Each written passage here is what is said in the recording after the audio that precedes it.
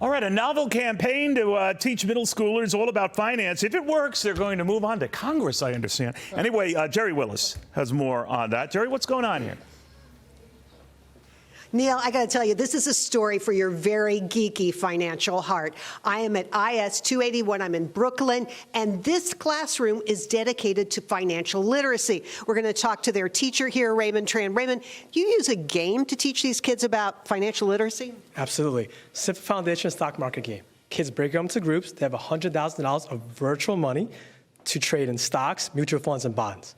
Every day when they walk in, they come up to this room, they check to see their standings, if they're going up or down. What's going on? I just bought 100 shares of Meta.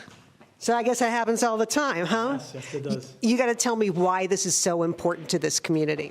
Our school is represented by over 42 countries. As a first-generation American, I was told to save, save, save. We like to teach people to invest, invest, invest to really build that wealth. So I spoke to one of your students. Here's what she had to say about this. Listen. I saw how my parents struggled coming into a new country with little to no money, little English, and I saw how hard they struggled. So I never want that to happen to me, my children, or my parents ever again.